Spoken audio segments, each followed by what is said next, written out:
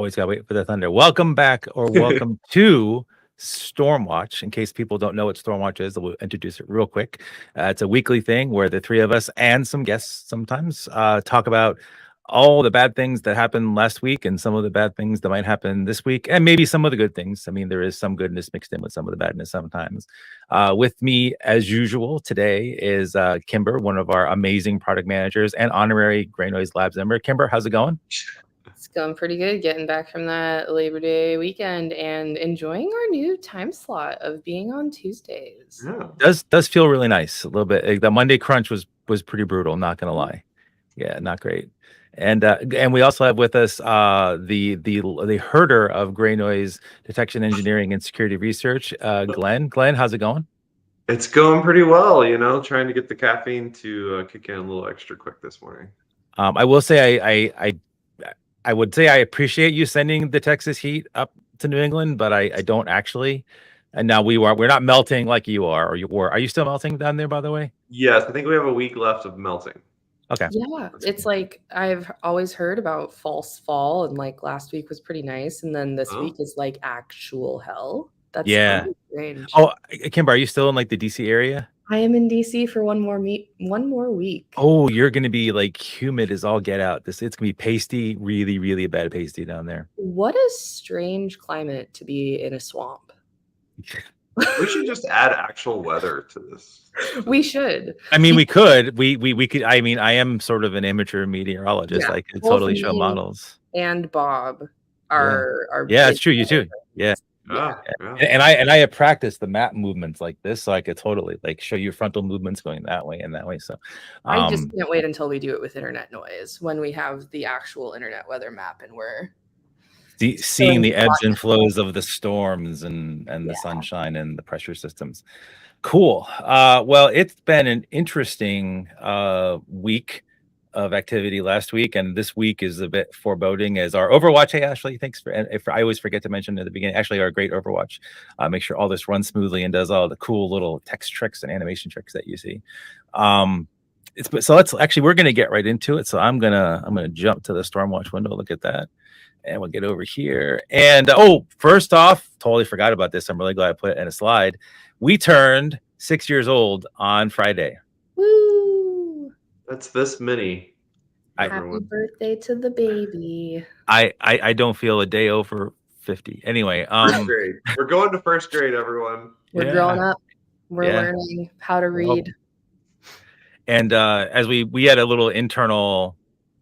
I don't know if it was a celebration on Friday. It was sort of a somber retrospective, like really deep. Like it's like we were like super. I don't know if it was somber so much as it was deep. It was deep. yeah, it was. It was existential, I would say. Yeah. The one thing I will relate from it, since a lot of it was just internal, like interpersonal things. When Andrew started this whole thing way back when, 6 years ago, that was like literally the first architecture of Grey Noise. And people might not believe this because technology moves fast and whatever, but he and the team that he grew over that short period of time after that, in the first couple of years, did so well on that initial infrastructure that we haven't changed fundamentally the Grey Noise infrastructure in about 6 years.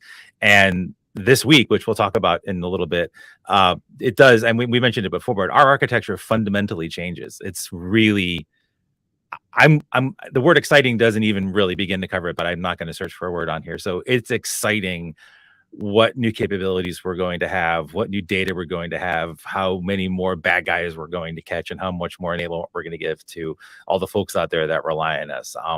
And I just want to say thank you to Kimber for being part of the team that does that. But we'll get to that later. I won't go too wax poetic too here on this one because we need to cover a bunch of things first. I'm gonna cry already. It's terrible. Glenn brought this to my attention, and I'm gonna try to not talk about this at all because, as Glenn and Kimber both know, I am really unamused at this particular vulnerability.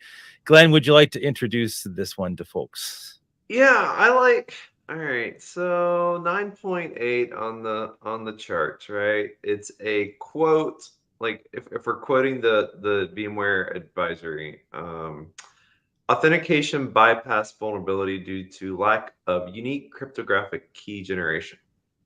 And I disagree a bit because when you look into it, the word bypass implies getting around something that's there, but in this case, the authentication is actually just not there. The keys weren't regenerated, so it's almost, well, it's basically a 10 of 10, like 9.8, but it's basically a 10 of 10. It's bad. That's what I like about working at Gray Noise is we can just disagree with the rating and just be like, no, it's worse than that. Or sometimes we'll be like, it's not as bad as that, but you know, yeah. I mean, so you know, anyone with network access, basically, for certain versions, of course, like they've patched, but is affected certain by ones like that entire list of key pairs right there. Yeah, lot. just a handful of every major version in 6 range. That's all. That's a lot of versions. It is. It's actually terrible. So if anyone from the summoning team, which I'm gonna start, that's I mean, I love the Gray Noise is a great company name. It's a freaking amazing company name. Summoning team for vulnerability research. I am envious of that now. So because of kudos to the summoning team for finding this, working with VMware to disclose it ethically, which is great. Like a lot, we still live in a time where people don't necessarily do that, which is great. I am going to go talk to MITRE later this week. I think we need a new CWE because I think the weakness for this one is vendor is a moron. Because no, seriously, folks, this is so bad. Like this is like maybe find something else to use than VMware bad. And I know I've said that for Barracuda, and I meant it for Barracuda. How do you do this? Like, how do you even claim to care about security? Because VMware ARIA is, I love the tagline for it. VMware ARIA Operations is a unified AI-powered self-driving IT operations management platform for cloud environments. So it's like that's extremely reliant on SSH, I would imagine, and key pairs and all of these things. If it's an automation platform, one would think. Did they miss a couple buzzwords? Because they jammed as many buzzwords as they could have into that I one. had to take a look at like what this actually was. Holy cow. Well, and it's also confusing, and this is like, I think I've said this before, but just general, like anytime you see a VMware, and this is not unique to VMware, but I'm picking on them right now. If you see a VMware advisory for a product name that you don't recognize, go cross-reference like the product names because they do change product names and suites very often.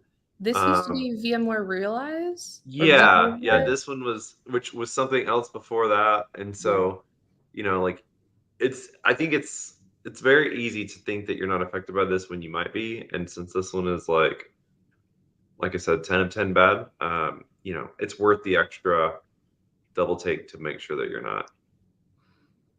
All right. So versus me just bashing on VMware, do we have, so we're working on tag for this, but like, I mean, I know that the vendor offered some guidance, but like, I mean, the vendor also caused this really stupid problem. So do we have any, like, I'll go to Glenn first on this one. Do we have any like temporary mitigations folks can do that?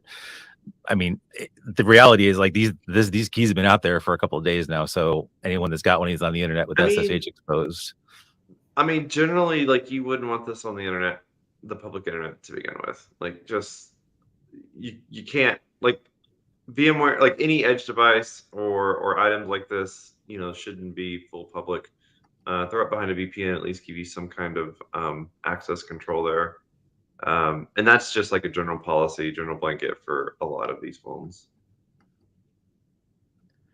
Yeah, this is like, and actually that my fear on this one, like even if they don't have it externally, now that these keys are out there, anyone that's got initial access can just find these things internally now of an org and just basically get at them. So everyone's just got to be extra vigilant with these things.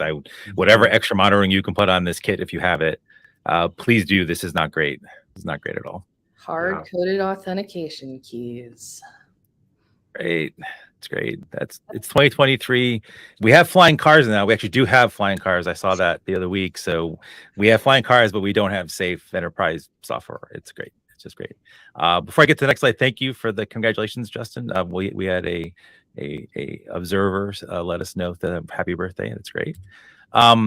Kimber, I'm going to drop this to you because we apparently had a duck hunt in the U.S. and abroad, and I'm curious what you think about this.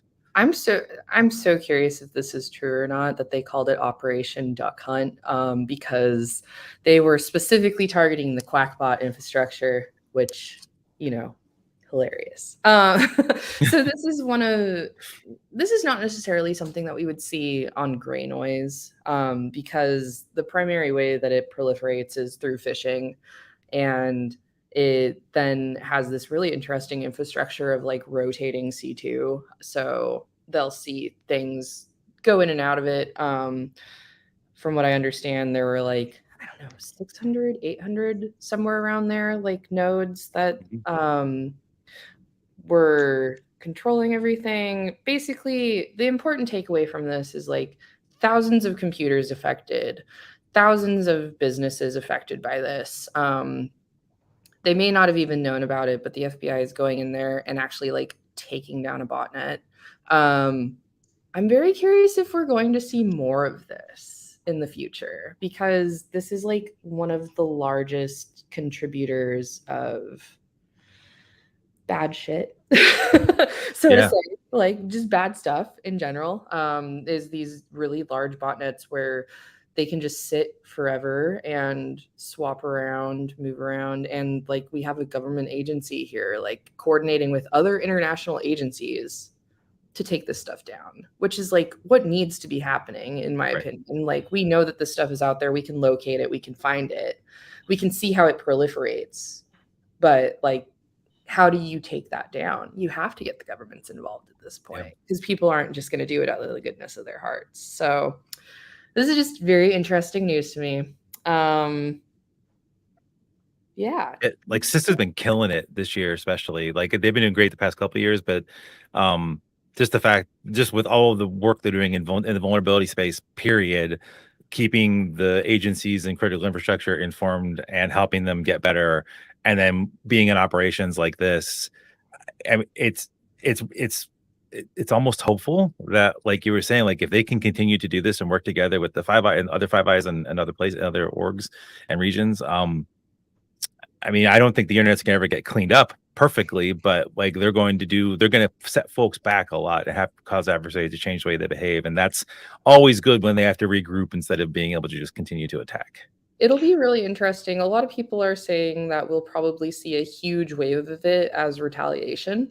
I thought that was a very interesting point in the little cyber sphere of experts, was just like, hey, watch out, we might see some sort of retaliation here.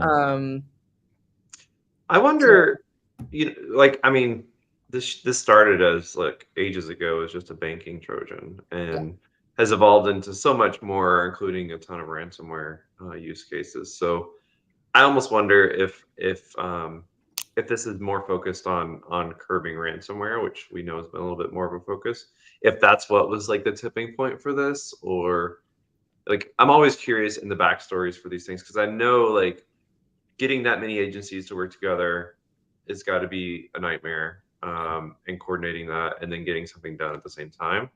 And so I always wonder like about the thresholds to make that happen. And like in this case, like was it 6 months ago, it was like, well, it's on the list, but not high up. And then ransomware, has continued. So if that was like the needle that, broke the camel's back to force this to happen or something. But it's I don't got know, just things I wonder. Yeah, like that's my thought, is like if there wasn't any financial like ramifications to this, like Mirai is huge and massive, and like it sits forever, but like it's not distributing malware generally. So they, we need like a Robin Hood to go and take those things out. Quackbot is like, I wonder how many millions of dollars have been attributed to that, because I bet it's pretty large if everyone it'd be great to see if they ever do manage to get into the books of those folks, because they do keep books because they have to distribute the money somehow. See exactly what that was for folks that may have not seen this, because it happened towards the tail end of last week. The PDF, which actually linked to folks in the channel, it does have a bunch of IOCs in there, including IP addresses. And as Kimber mentioned, like we won't see, and we did not, at least in the past 30 days, see any of the IPs in Greynoise, because that's not how this one works. But please run those back through your logs out there, folks. Just to see your like Windows logs stuff. Yeah. Because they linked the IOCs that they linked are like the C2, so that's not your initial access usually. So it comes in generally on phishing, which is interesting. So yeah, the best investment you can make is phishing controls. Like, I mean, yep. They're all getting more sophisticated though, so it's just one. I mean that's all. Also why. Well, it's also why all of us have jobs, including those that are watching this, and also to the anonymous LinkedIn user. Yeah, flying cars are definitely way cooler than anything that we're going to cover here today. I'm not going to make anybody read this text, and I'm not reading this text. I'm not going to read the text on the next one. I just provided it so folks could read through it if you wanted to. Microsoft, I don't know why they dropped it at the end of the week, but maybe, I don't know. I'm not going to try to make sense of why they do anything. They are deprecating TLS 1 and TLS 1.1. That's great. It's about time. It will cause problems for a lot of older organizations, a lot of legacy enterprises, because you all have a lot of old stuff in there that you can only talk to on those things. A lot of the built-in kit you've got thrown everywhere, a lot of your embedded stuff everywhere isn't getting updates. Microsoft has created the ability to turn this off. So while it will default to that in new installs, legacy installs, it will not. And you can also control this from your enterprise GPOs, et cetera, et cetera. So definitely take a look at that. I threw together about 5 things on here. I will leave it up for a second for folks to read. We can also drop PDFs for people out there, and you can hit me up anywhere to get this. Basically, like, there's an event you can check for if things are causing, if there's problems happening in your network, compatibility issues. You might not be able to update everything properly. And honestly, right now, like, you should be using now and the time until this actually happens to try to identify all those areas where, like, this is where you're seeing this traffic and protocol. And you can do a lot of it at the network level, a lot of that, and at the system and device level. It's more work for you to do, more work you didn't need to do. But this is actually a really, really good move by Microsoft to help clean up, like, some of the older protocols that are used to try to keep things safe. Just if anyone else have anything they want to add to that. I feel like there's about to be a bunch of broken printers. Yeah, I thought I didn't want to be as banal as that, but but it's funny. Like, I think that was my exact thing. Like, enterprises have such old garbage because they scanners, printers, like all these like single-use devices or whatever. Feels like they're going to be impacted more.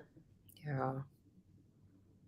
And for folks at home, if you have bought a lot of IoT stuff before, like the past year or two, and like they're not going to touch home stuff, so you're pretty much good. But if you decide to enable this, just be aware that if you have older IoT kit, you may not be able to talk to that securely over that. Even if they do support TLS, you may not be able to do that. So just be careful of that if you're going to do it at home. Some file, like really old home file storage devices. Yeah. Yeah. Mm-hmm. Which you all should probably take this as an opportunity to, like, spend money on and upgrade and get some new cool, like, fancy SD NAS tech. Yeah, treat yourself. Like, you use it, like, if you have a spouse or a partner that is a little reticent to be dropping money on IT stuff, this is a great excuse. This is a great excuse. We gotta do this. We gotta do this. We've been hitting our new sensors pretty hard on these past few storm watches. The TLDR on this one is, as I mentioned earlier, we have re-architecting how we do, like, the inner workings of Greynoise. It's really exciting. I have been just so proud and so in awe of what our engineering team has been able to do with this. They've hit it out of the park. The designers have made an interface that is just incredibly beautiful and incredibly easy to use. And I use the word easy lightly. It is very easy to use. And Kimber has been a central person involved in ensuring the smooth rollout this week of our early access program. And Kimber, would you like to tell folks any more info about our new sensors? I mean, it's so easy. Like I think I tweeted about this the other week, but just like I had a moment where I remember like 5 years ago I was doing some system administrator type things, and I was like, and my IT director gave me an assignment to stand up a honeypot and was just like, see what you can find out and see how we can operationalize this to like see what we're getting targeted by. And I tried to stand up Teapot and all kinds of other Oh things. my, yeah. And I was just like, I don't see the benefit here. Like this just takes so much like babysitting, and like I get it up and then it like falls down, and it just was such it was a failed project. But with this, I hop on a VPS and roll out a server and throw the curl command at it, and then I have a sensor which is going to tell me what is unique and what is not unique. And I've been nerding out over this so hard because we're allowing people to pull back PCAP, and that's like just the starting point. So you can pull out the IPs from there, you can throw them in the analyzer and see like consistently 5% of my IPs are like things that Gray Noise hasn't seen, and then when I resolve those, it's like NTP servers or like DNS. So it's really cool to just like have your own little Gray Noise sensor and see what's unique and what's not. And it takes like 5 minutes. So basically, if you are hype about this and you want to operationalize it in some way and you want to test this out, or you think you have some cool way of I don't know, utilizing that data, if you have cool research that you're doing with honeypots, if you're in one of the, not like we are in about 45 countries right now, if you're in something, one of those other ones that aren't in that 45 group especially, that would be very much appreciated if you can get in contact with us for that one too. Yeah. So email us, talk to us, specifically me, probably. Basically, this is just still in those development phases, so we're not selling it yet. We're not fully issuing it to the community yet, but this is something that we want the community using and learning and growing from. So I'm excited about it. I've been here in DC nerding out with the team pretty hard about it too. So I was playing with it last week or the week before, and like fully aware of where we are and like how easy it is to change the persona of what it looks like. But then when I did it myself, I was still like stupid excited about how quick it was, how easy it was, and then scanning it, and all the versions come back differently and everything. Like, it's, even though I knew what to expect, I was still happily surprised when I experienced it. Yeah, the fact that after you have an account, it's literally a one curl command. Like I mean, I know a lot of things are that way today, but like the fact that this being that way, if you've, and to Kimber's point, if you've never tried to do what Kimber did at an enterprise, or just even at home in a way to actually make it useful, this honeypot stuff is not easy. Like there is a reason why we do what we do and how we do it, and why so many folks appreciate what we do. This is going to add the whole next level to that. And I was working with Nick and internally earlier. And the PCAP stuff is, there's just, the raw PCAPs are amazing. And when we do what we're going to do to put a nice little like face on that for folks to actually do more work with those things, wow. I mean, the insights folks are going to be able to get are going to be just, I am excited for like the remainder of this year in 2024. And I didn't think I was going to be excited for 2024, but I think I'm excited for 2024. The goal really is like, I am determined to change the internet in some way, shape, or form. Like you have your theories that Gray Noise already has changed the internet in some ways. I think people having easier access to honeypots like actually might legitimately change things too. Yeah, at scale. This is the future. And there's even someone internally that has deployed this on a Raspberry Pi. So. Yes. Yeah, actually, that was Nick. Nick was showing me the PCAPs from his Raspberry Pi. I won't tell people what he's emulated or which profile that he's chosen or persona he's chosen, but it's great. It's the fun times ahead for all. And speaking of fun times and more data and more things, you can out there ask us to make tags for you, and it's even better if you can give us like a bit more information about that. I'm sorry I'm making you do all the talking today, Kimber, but like, can you tell us a bit more about this, or is it more of a Glenn thing than It's anything? definitely more of a Glenn thing, but also this See, is I was hoping not to have awesome, Glenn and talk I at all loved it. today, so like that's the thing. Darn it, I was like, Glenn. all right, I can All right, just sign Glenn. All off. right, Glenn. Fine. So I'm sorry. Yeah. So Glenn is and his team are going to be the ones that receive these things and deal with these things. So it's definitely like please help folks, help us. Like, give them as much information as you can. Yeah, so I mean, we are obviously doing our best to keep up with the landscape and emerging threats and creating tags where we can. But there's also, and we have a lot of processes internally to identify, some priority items. But generally speaking, there's also ad hoc requests that come in from users and customers, and it might be something that there's no guarantee. Like, you can request it, there's no guarantee that we will or can do it and how fast we'll do it. Like, we'll respond and say like yes or no, and what our plan for it is. But there's no like guarantee of like it getting created. But it's again, it's another step towards making sure that we're in touch with our folks, our users, our customers. And if there's a random IoT device or scanner or something that several people are asking for, then obviously we'll prioritize that. But it's just another way of getting feedback. Right now, it's kind of ad hoc through maybe your AE or Twitter or in many places. So we're trying to get it to one spot so we can make sure that we're prioritizing properly. But then the other key thing, especially if it's something for an exploit, like if you have that POC code or whatever, that's what allows us to get it from 0 to 100 completion very quickly. So if you have that, certainly do share it. And if you have some parameters around sharing a POC that include maybe an embargo or something like that, like, let us know. We can work within those realms. So yeah, like, reach out, let us know. But we want to hear from you and make sure that we're staying in touch with everyone. Yeah, I really enjoy the Gray Noise research experience of like getting a mysterious POC emailed. Yeah. That's a lot of fun, but getting mysterious Twitter messages, hitting up Or strangers. the weird link, and then you have to like do 30 verifications before you click on the weird link that leads to Yeah. the POC. But I mean, even if you see something in your data that you're like, Yeah. what is this? I see it all the time.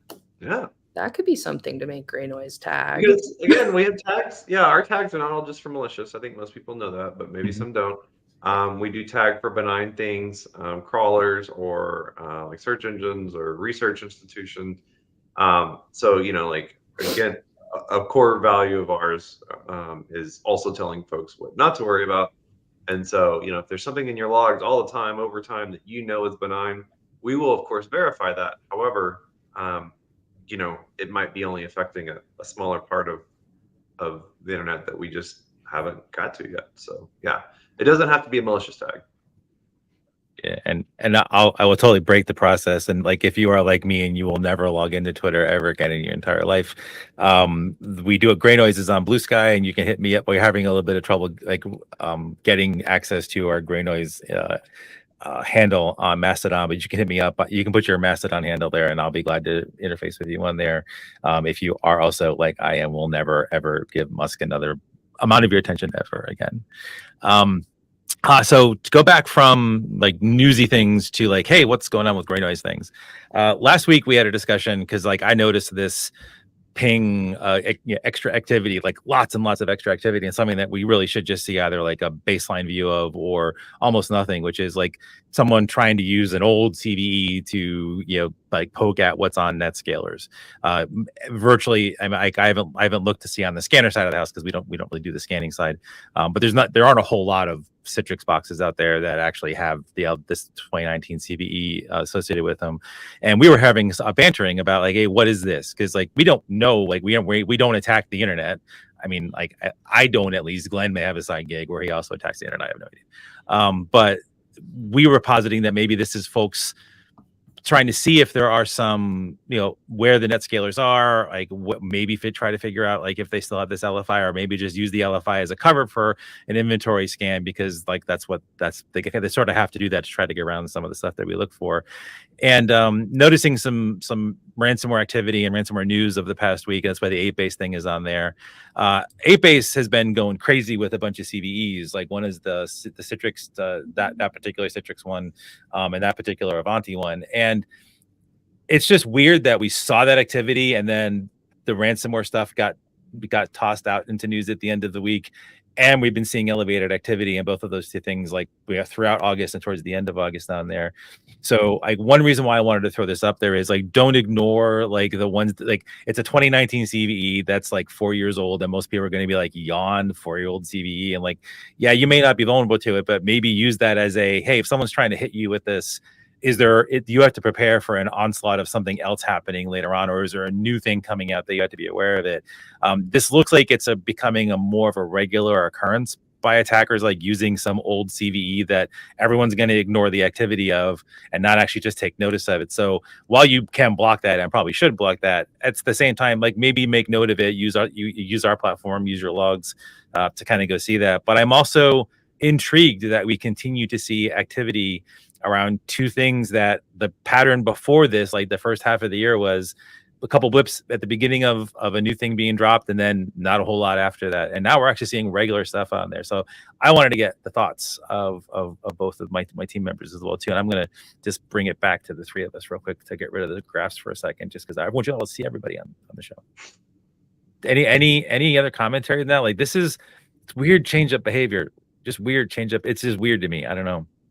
I mean, Apace, like in May, like cranked it up. They were pretty quiet this spring, newer group, but quiet this spring, and in May just turned the dial all the way up.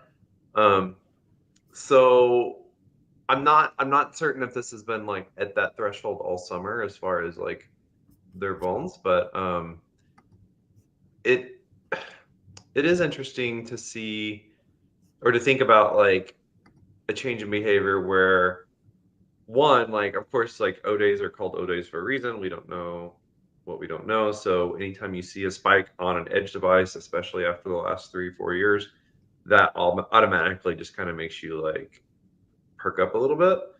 And then thinking about like what you said about essentially not like skipping the inventory portion. Like with edge devices as valuable as this, maybe I just always keep my inventory scans up to date so that when I do get that O-day, I don't have to I don't have to waste that time, like, so actor groups are, maturing their processes, right? And gaining their efficiencies by having, the pre-selected, pre-vetted list of edge devices and versions and all that, so that they can go straight to it when and if they get that O-day in their pocket. Yeah, anything more, Kimber, than that, or the same thoughts? Honestly, not really. I mean, that pretty much covers it in my book. Cool. We will move forward with another bit of weird activity that I want to make folks aware of. Looks like someone's re-upping their inventory of ZTE routers. So again, probably something that not anyone watching this has on their network, very likely anyway. But this is a major new bit of activity. Most of it's coming from an ISP in Egypt. There's a couple other places, but the vast majority there. And it looks like there's a bunch of compromised home routers and other externally facing devices at home ISP network ranges. This just means that we have a bunch more. We have one or more new actors, probably just one, trying to re-add things to whatever their portion of the Mirai botnet or their components of other botnets that they're trying to install. This could mean a lead up to a new campaign happening for something completely different. So watch these. I doubt they'll reuse these IP addresses right now, at least, but keep a watch for the things infected with the ZTE worm and just ZTE in general coming from these IP addresses, because this does not bode well for the next couple of weeks. Whenever this stuff happens, we tend to see new things happen out there. Any thoughts from you folks on this one? It's a very 5G LTE type of router situation. So yep. I mean, that's always interesting to me when it's like specifically those weird mobile routers. Those are strange. It's not like, I think sometimes when we talk about routers, like people assume that it's like what they're getting from Cox or Comcast, where it's this big giant box. It's like sitting in their home office or whatever. No, it's like these weird little devices that are sometimes just connected over LTE, and that makes it all the more interesting to me. Like, is it because of the hardware that these things have so many RCEs, like just because of what they're running on? Probably. So I find these super interesting. I also find the link to China super interesting on these. If you want to nerd out about ZTE things, hit me up on Twitter. Twitter. Then we have this other one, and Glenn had a strong reaction to this one, so I'm actually going to poke at him on this one. Just to keep a heads up, we got someone working on trying to gain access through brute force mechanisms for MS SQL. I mean, at this point, if me saying please don't put your SQL Server boxes on the internet is sort of pointless, because if they're out there and you haven't gotten rid of them already, I mean, it's unlikely that you're going to do that. But Glenn, like, you actually you had a strong reaction to this. I want to hear what you were saying to that. Yeah, well, the root of the SQL trauma is a longer story for a different day. But but yeah, block 1433. Don't put your SQL servers on the internet. Like, by God, do not do that. It's just surprising. Like, I don't know, maybe nothing is surprising, but this is 20 years. I don't know how old this issue, but I feel like it's 20 years old, 15, 20 years old. And so it's just silly to me to even see this. Like, I have an emotional connection to this tag. This is one of the first tags that I made for Gray Noise. Still works. Wow. I mean, this is also one reason why I'm an honorary labs member. Curious. So and it's been a morning, so I didn't actually have a chance to dig a bit more than this. Since you wrote the tag, it is looking for the tool and not just the credentials being used. That's right. Yeah, it's specifically using that tool to do a dictionary attack. Gotcha. And you can tell that by the stuff in the packet, like any Gray Noise tag, but like Skolda identifies itself, so it's kind of funny. Yeah, so folks out there like that, so just because it's like this has been around for a while doesn't mean that they haven't re-upped like the credentials from all the credentials they've stolen over the past years, months, weeks, days, which is why this thing is still a problem. And the fact that they've been doing it is like a lot, like, okay, a little bit first and then now a bit more than I would have expected since then. Seems they might have a new credential list that they're trying, so really be careful out there. Sorry, Glenn, go ahead. Kimber, is this just using like direct authentication then, I assume, like SA or whatever? Yeah, so like that's another thing, like don't authenticate directly to your database with database credentials. It's just kind of funny too. Like, I sometimes wonder if maybe it's masquerading as these old tools, but if you look at the IP addresses for this one, like they're so distributed that it's like very apparent. Well, and low-hanging fruit is literally low-hanging fruit, right? So like there's zero cost in just spraying and finding like 3 databases that they can log into or something. But I guess like just the fact that I think I saw like in the first few sets of results, it's like you see OVH, like Big Globe Inc., you see Google, you see a little bit more OVH, but like there's a big distribution of providers that are, where the IP addresses are coming from. And like, although it's an unknown actor, they're making it so freaking obvious that it's like they're controlling all of those IPs right now because they're using this ancient tool. Or at least artifacts that look like this ancient tool. Maybe someone just plugged in a data center that's been offline for like 6 years and they don't know that this is happening. I mean, I don't remember that like Azure is a really big service that people are constantly sending stuff into there, and Microsoft does have documentation that recommends exposing SQL Server to the internet. Like there's a config you can tap just for that from them. So these folks may just be trying to take advantage of someone doing that. When if you use that's why you don't read documentation, Bob. Well, no, like but like to in their defense, and heaven forbid I defend Microsoft, like the docs don't say and reduce the authentication layer. They don't tell you to be this bad, but just putting it out there at all is kind of scary, and people will tend to reduce security levels as they do that and don't just connect with certificates. But we're getting into weeds with those things. Just check your logs, make sure you don't have anything on the internet, and make sure that you really don't by like using some kind of ASM tool to see if anyone has set up a SQL server that you aren't aware of on the internet. I'm going to say congratulations to the script kiddie who learned how to use Squelda. Okay. All right. And bought time on the Mirai or something. Who knows? Yeah. It's not even Mirai. It's just like that's true. Yeah. Some little set of compromised IPs. So, That's cool. So this could be more adorable than nefarious. That's cool. All right. I'll take adorable any day. And last, I think this is almost. Oh no, we have one more thing to cover, but it's quick. The team, Glenn. It's hard to do this. Really great job, Glenn, with you and the team last week. No, seriously, the past 2 weeks have been amazing at Grey Noise from a volume of tags perspective. And I dropped a blog post last week. Feel free to read it or not. It's fine. It'd be great if you would, though, because you can see why we actually have been doing this. We have been some of these, most of the ones from the previous week and a few from last week are what I will call data science driven tags.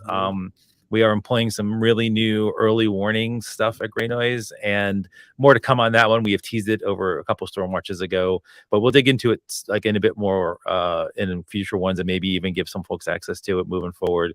But we get to see stuff happening that is not something that CISA tells us about or a research partner tells us about. And it has helped us like find and tag some things that are out there. And you may, some folks may laugh at who cares about wxapp.php, who cares about, and I actually had, I couldn't even Google it. Like, what is Westerbridge Cobub Razor? Literally me right now being like, how the heck? Yeah. How do you find this? Yeah. How do you just spend? I think how do you listen? So how do you're amazing. Thank you for the work they've been doing on these. How do you please explain? We need to have no, they did. No, like they did. So someone dropped it. It's some forum thing. But like good on finding it, like sifting through the data, a little hint of a word there. And then also like coming up with like the ability to throw a 100% tag behind a bunch of these as well too. A bunch of these other ones have multiple CVEs associated with them, so they cover a multitude of sins from vendors that are out there. And it's been great seeing the ability to go do this as well. So this has been just great. And hopefully we'll see a lot more of this moving forward too, as we try to get a jump on what attackers are doing out there, and not just keep up with keep up with vendor releases, or partner with our vendor folks out there to get coordinated tag as they do coordinated vulnerability disclosure with people out there.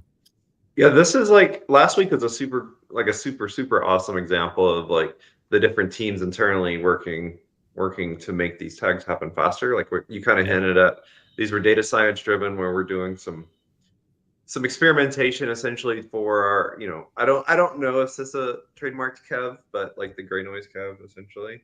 Yeah. Where we're pulling out what's new and happening right now. So like these are not Kev because Kev has parameters, but like these are Kev to Grey Noise because that's where we pulled the data from. And so like the teams on the data science side, the folks being able to build the infrastructure and the learnings to pop these up the way they are. And then for the detection engineering team and Howdy specifically, like absolutely cranking out the tags very quickly last week. This was like a really good synergy between the teams, one might say. Artisanally derived from the data. Artisanally. Ooh, I love it. I love tags. It. Oh, yeah. Kimber waxing poetic is cool. So good. So now for the ominous last slide. We were all wrong. Oh yeah, please do that, because I have all my notifications off. I was really hoping it would happen. Come on, CISA, we need to talk. So as we were saying, so apparently there are no emergent exploited vulns when CISA is on vacation, or when government employees have I hopefully that wasn't the case. We also posited that maybe attackers decided to take like a long couple weeks into the summer before winter thing. I don't know. But it's been a serious holiday. They're getting It their is. vitamin D in before it starts getting all funky out. It is the sun, as I depressingly posted internal Slack today. The sunlight is waning. Not great. Kimber curated. Ooh, I can't remember who. I need to know who that is now. Kimberated. These anonymous LinkedIn cowards. Anyway, so 12 days. That's an old Slack for people that have never been on Slashdot. Anonymous coward is an old. It's not a pejorative. It's a Slashdot thing. Anyway, 12 days. We were all wrong. I should have said 0 for last week, but no, I was too much of a coward to do that. So speaking of cowards, so I will go first, and I won't make anyone else go first on this one. I think it's gonna be a bad week. I'm gonna say we're gonna get 2 Kev releases with 4 CVEs. I'm even go CVEs. I'm gonna say 4 CVEs, 2 Kev releases. Glenn, what do you got? Oh, Kimber. Kimber, sorry, Kimber, what do you got? I'm gonna take 3. Oh, wow. I think we're gonna have one Monday through Thursday. I think we're gonna have 4. Wow. Yeah. Well, it's Tuesday. It's Tuesday, Glenn. Oh. We're definitely getting them today. We have to work on days. Work on days of week now. This is not good, Glenn. This is not good. We had a fake Sunday yesterday, so this is true. Bonus Sunday. Oh, this is a good time to remind people. Thank you, Overwatch, Ashley. Yes. Every Tuesday. Yes. Every Tuesday. 9:30 a.m. CDT, 10:30 a.m. EDT. We'll have to change that one. We changed off of the time zone thingy because time changes apparently.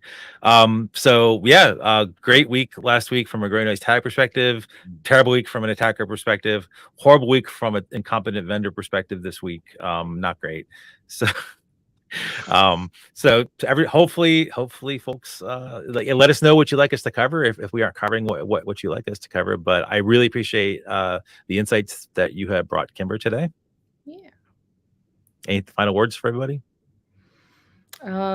Just remember that it's Tuesday today. That's my final word. Yeah. People. I've been thinking all day that it's Monday, and it is simply not.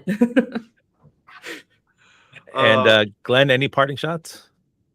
No parting shots. I would just say, if you are like what we talked about the sensors earlier, we can always use more sensors. We can always use more PLCs. We can always use more heads up. Or also, if you're doing generalized research, we're super friendly with a lot of academic research and institutions. So if you're doing some interesting or maybe it's not interesting, but maybe it could be interesting research project that the Grey Noise data set could help with, reach out, let us know. We're very happy to oblige as well and give massive amounts of internet data. Yeah. Awesome. So hit us up on Twitter, LinkedIn, Blue Sky. Hit me up on Mastodon if that's where you're there. Reach out if for whatever we can do for you, or if we can get data in your hands, get sensors in your networks, be great. And I appreciate everyone tuning in. Thanks for joining us today again, Kimber and Glenn. Have a great week, everybody.